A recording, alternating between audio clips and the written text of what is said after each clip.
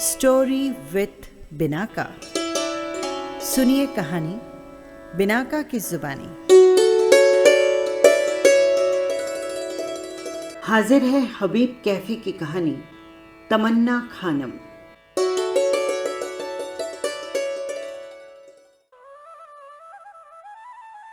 तमन्ना यानी आरजू या ख्वाहिश, और खानम मतलब खानदानी औरत या बेगम। इसी खानदानी औरत तमन्ना खानम की बात है ये। खानम को पहली दफा मैंने कोई 15 बरस पहले देखा था, उसकी शादी के वक्त। ये देखना भी कोई खास देखना नहीं था, एक झलक ही रही थी उसकी। बड़ी भीड़ थी उस वक्त, बहुत सारी औरतों में घिरी हुई थी वो। चेहरे पर उसके घूंघट होते हुए भी नहीं था, आंखों पर पलकों का गिलाफ डाले हुए औरतों के रेले के साथ वो रफ्ता रफ्ता कदम बढ़ा रही थी। बड़े से हॉल को पार करके वो घर के अंदरूनी हिस्से में दाखिल हो रही थी कि मेरी निगाह में आ गई। खूबसूरत लगी थी वो, आकर्षक भी। उसे देखकर ख्याल गुजरा कि ऐसा तो होता ही है, दुल्हन है तो जाहिर है कि बड़ी तवज्जो के साथ उसका बनाव श्रृंगार किया गया होगा।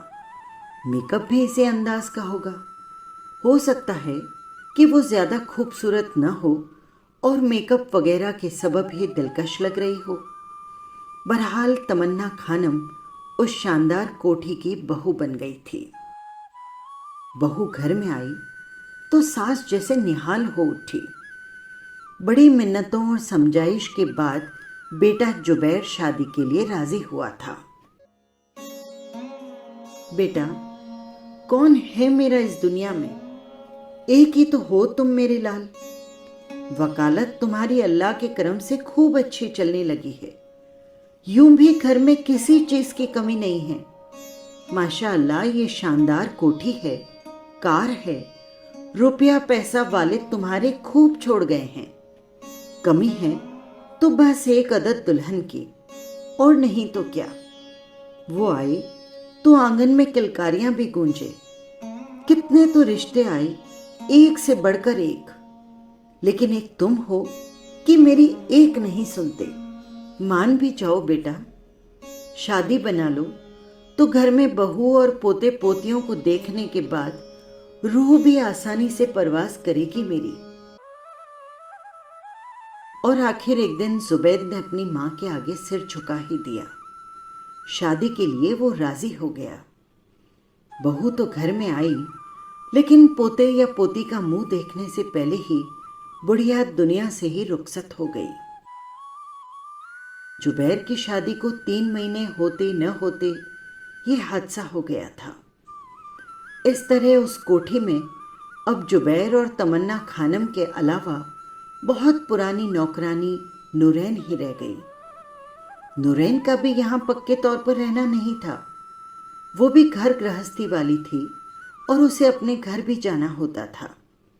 इस तरह उस कोठी में उन मियाँ बीवी के अलावा कोई तीसरा नहीं था। तीसरे की आस लिए हुए खानम किताबों में सिर खपाने लगी। टीवी से भी वो दिल बस्तगी का सामान ढूंढने की कोशिश करती। नमाज की पाबंद न होने के बावजूद उसके दिल में खुदा का खौफ जरूर था। यही बड़ी वजह थी कि दान दक्षिणा के मामले में वो हमेशा ही आगे रहती। कोठी के दर से कोई भी सवाली खाली हाथ या मायूस होकर नहीं लौटता। ऐसा नहीं कि किसी तीसरे का इंतजार अकेली तमन्ना खानम को ही रहा। खुद जुबैर को भी उसका शिद्दत के साथ इंतजार था, लेकिन उन दोनों का ये इंतजार लंबा ही लंबा खिंचता चला गया तो लाजमी तौर पर वे दोनों मियाँ बीवी फिक्रमंद हो गए। ऐसे में उन्होंने डॉक्टरों की तरफ रुख किया। उन्हीं की हिदायत के मुताबिक कई तरह के टेस्ट भी करवाए और दवाइयाँ भी खाई, लेकिन कई दिनों बल्कि कई महीनों के बाद भी कोई नतीजा बरामद नहीं हुआ। तो दोनों ने हकीमों और वैद्यों के दर पर दस्तक दी। यहाँ भी उन्होंने सब्र के साथ बड़ा लंबा इंतजार किया, लेकिन इनके यहाँ से भी आखिर उन्हें मायूस हो जाना पड़ा। तब हार कर उन्होंने आध्यात्मिकता की ओर झांका। न चाहते हुए भी जुबैर को बीवी के मशवरे पर अमल करना पड़ा। ये दोनों ही पीरों फकीरों के मुकाम पर नियमित तौर पर हाजिरी बजा लाने लगे।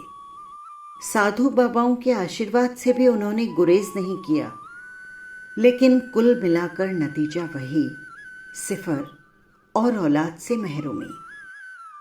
तब थक हार कर उन दोनों ने सब कुछ नीली छतरी वाले पर ही छोड़ दिया और सब्र करके बैठ गए।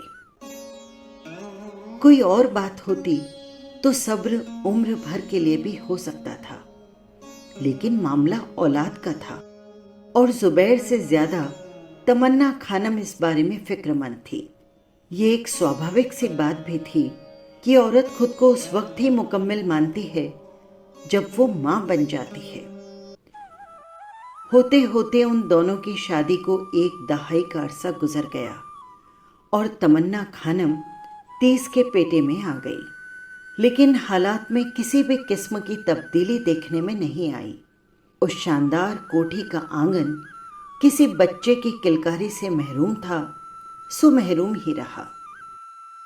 इन्हीं हालात में तमन्ना खानम को न जाने क्या सूझी कि इस दफा जब वो अपने गांव गई तो आबिद अली को भी साथ ले आई। उस रोज भी वो देखने में आई थी, एक अजनबी और अनजान लड़के को साथ लिए हुए। वो अपनी कोठी के अहाते में दाखिल हो रही थी कि मेरी निगाह में आ गई।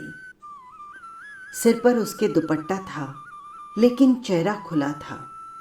मैंने देखा कि बहुत महीनों पहले देखी गई तमन्ना और उस वक्त नजर में आई खानम में जर्रा बराबर भी तब्दीली नहीं आई थी।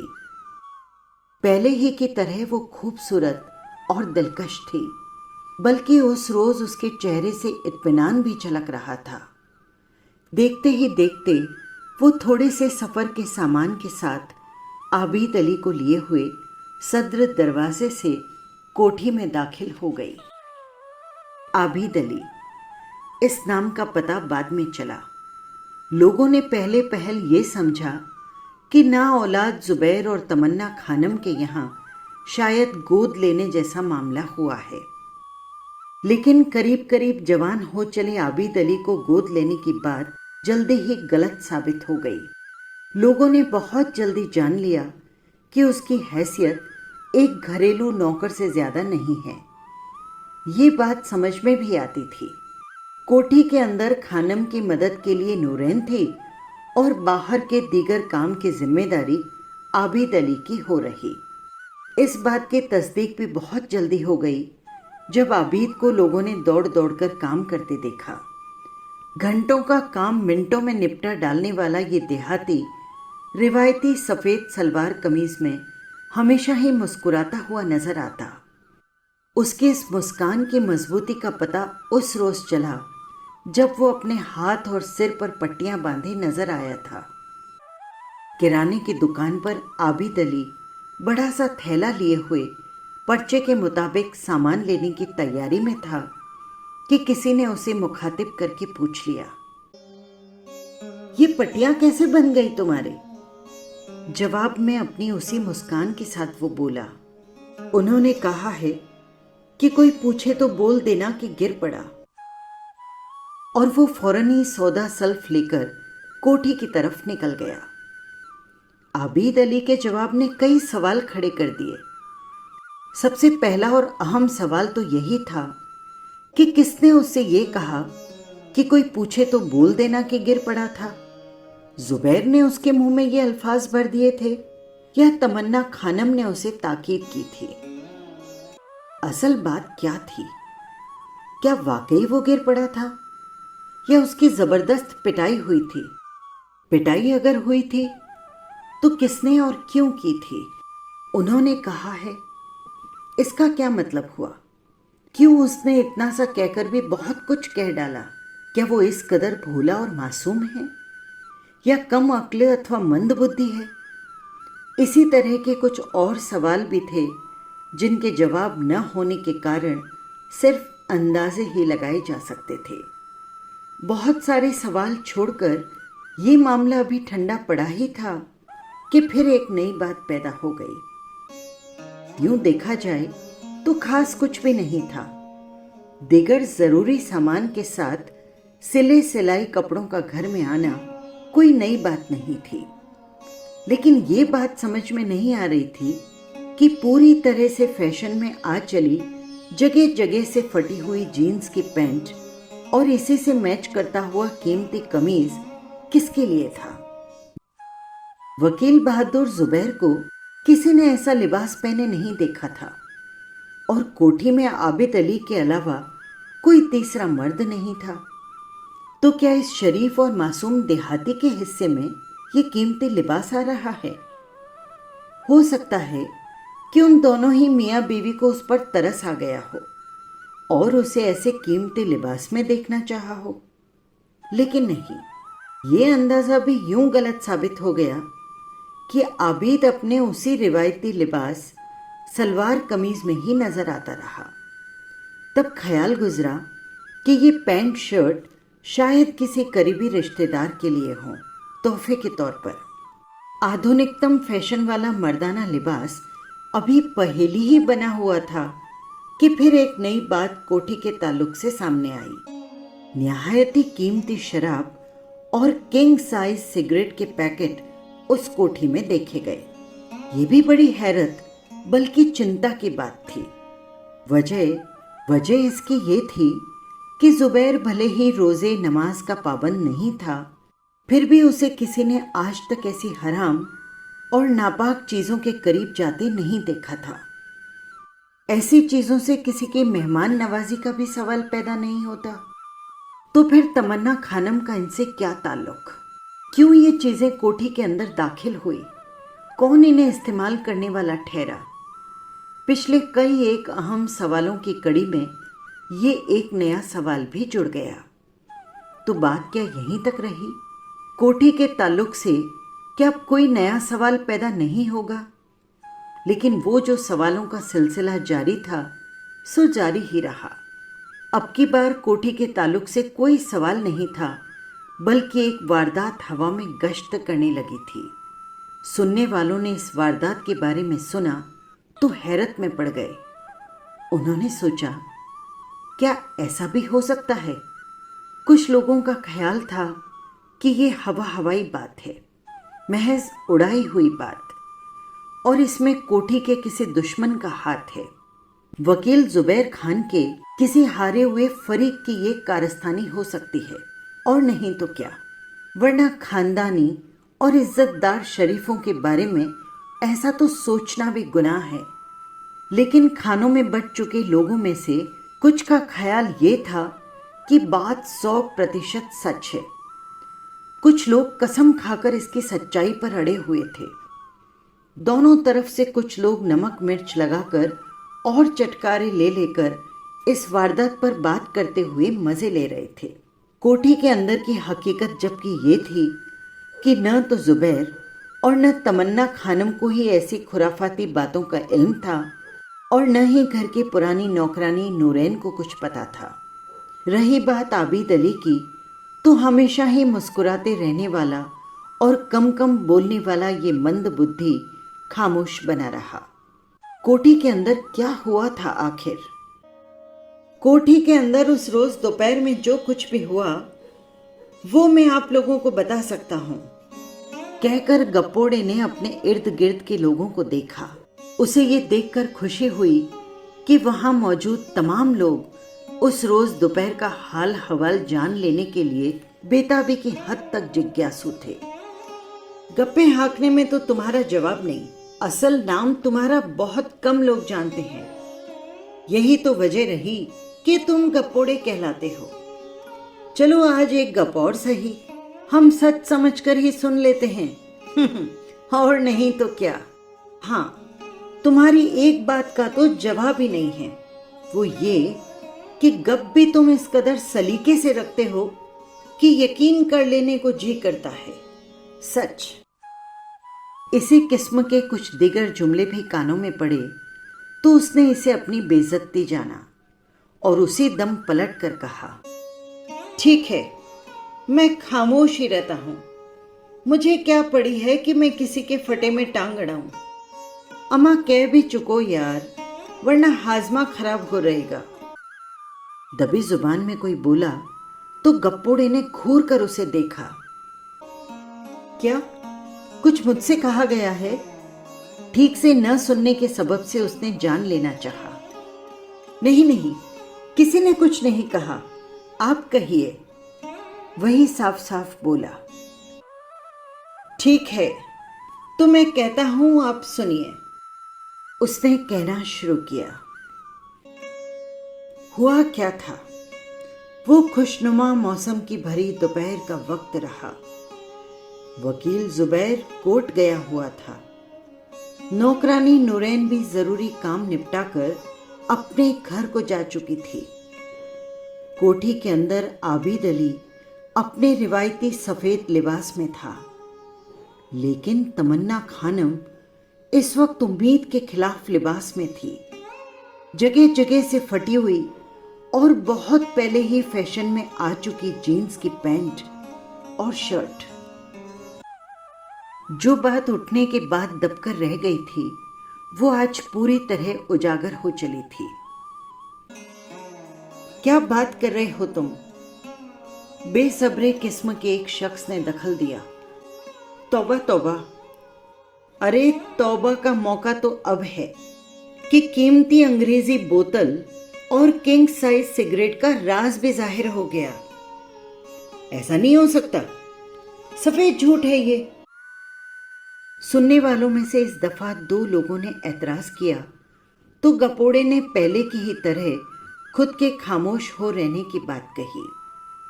इस पर ज्यादातर लोगों ने बड़ी बेसब्री के साथ जान लेना चाहा कि आखिरकार हुआ क्या था। आप लोगों का इसरार है तो बताए देता हूं कि, कहते कहते जैसे वो अटक कर रह गया। अब कह भी चुको भाई, क्यों हम सबकी बेताबी बढ़ाकर बेचैन किए जा रहे हो? कुछ पल गुजर जाने के बाद भी जब वो खामोश रहा तो सुनने वालों में से एक ने अपनी जगह बैठे बैठे कहा। होना क्या था, एक बार फिर बोला। अंग्रेजी धुन पर मगन मस्त कर देने वाला डांस चल रहा था कि चुपके चुपके इसका नजारा करता हुआ आबिद अली निगाह में आ गया। इस तरह चोरी छुपे देखने के तसब्बुर से ही वो कांप कर रह गया। शामत से बचने की गरज से अभी वो अपना मुकाम छोड़कर इधर उधर होता कि कहते हुए अजीब लग रहा है, और अब चाहें तो इस बात पर यकीन भी न करें कि आनन फानन में बहुत कुछ हो गया उम्मीद के खिलाफ। बस ये जान लेना ही काफी है कि चंद लम्हों बाद ही आबिद अली उस शानदार ख्वाबगाह के अंदर था। महफिल बर्खास्त हुई तो लोग तरह तरह की बातें करते हुए वहां से रुखसत हुए। कहने वालों को कोई पहले की ही तरह गपोड़ा या गप्पी बता रहा था, कोई उसे जुनूनिया मान रहा था तो कोई उसकी बातों को सच भी जान रहा था। किसी किसी का ये ख्याल रहा कि ये गप भले ही रही हो, लेकिन बड़ी ही खूबसूरत और दिलचस्प रही। किसी का ऐसा सोचना था कि ये सब महज सफेद झूठ है। खानदानी लोगों पर इल्जाम तराशी और उनकी बदनामी के जुर्म में गपोड़े को सजा मिलनी चाहिए। जो भी हो, लेकिन लोगों को चटकारे ले लेकर बातें करने के मौके जरूर मिल गए थे। कई दिनों बाद एक सुबह मैंने देखा, सूरज अभी निकला भी नहीं था कि तमन्ना खानम देखने में आई। हिजाब के बावजूद उसका चेहरा देखने में आ रहा था। उसके गोल गुलाबी चेहरे से सुकून और इत्मीनान जाहिर था। पहले ही की तरह वो खूबसूरत और दिलकश थी। आबिद अली उसके साथ था। उसका चेहरा लगभग कोरा था, बल्कि वो उदास मालूम दे रहा था। सफर के थोड़े से सामान के साथ तमन्ना खानम आबिद अली के हमराह ऑटो रिक्शा में सवार हुई और स्टेशन की तरफ निकल गई। उस वक्त उसने अपनी निजी कार के इस्तेमाल से परहेज किया था। सुनने में आया कि वो अपने पैतृक गांव गई थी और ये भी देखने में आया कि एक ही दिन के अंतराल में वो लौट भी आई थी। गई वो आबिद अली के साथ थी, लेकिन लौटी तो अकेली थी। वक्त अपनी रफ्तार से गुजर रहा था। कोठी या तमन्ना खानम के ताल्लुक से अब कोई भी बात सुनने को नहीं आ रही थी। मोहल्ले के तमाम लोग अपनी अपनी तरह से व्यस्त थे। गप्पोड़ा भी खामोशी अख्तियार किए हुए था। इन्हीं हालात में एक दिन खुशखबरी सुनने में आई। इसी खुशखबरी की रोशनी में पता चला कि डॉक्टरों के मशवरे से किए गए टेस्ट और इन्हीं के मुताबिक तजवीज़ की गई दवाओं ने अरसे बाद अब कहीं जाकर अपना असर दिखाया था। हकीम और वैद्य भी सच्चे साबित हुए।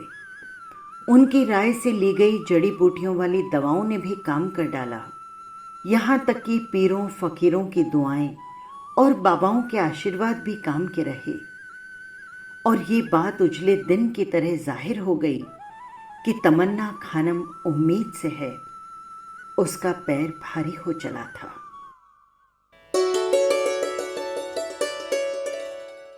बस यही थी कहानी। आपको कैसी लगी कमेंट बॉक्स में ज़रूर लिखिएगा। और हाँ, यदि आपने चैनल को सब्सक्राइब नहीं किया है तो कर लीजिएगा, जिससे हर कहानी सीधे पहुंच सके आप तक। फिर मिलेंगे किसी और कहानी के साथ। नमस्कार।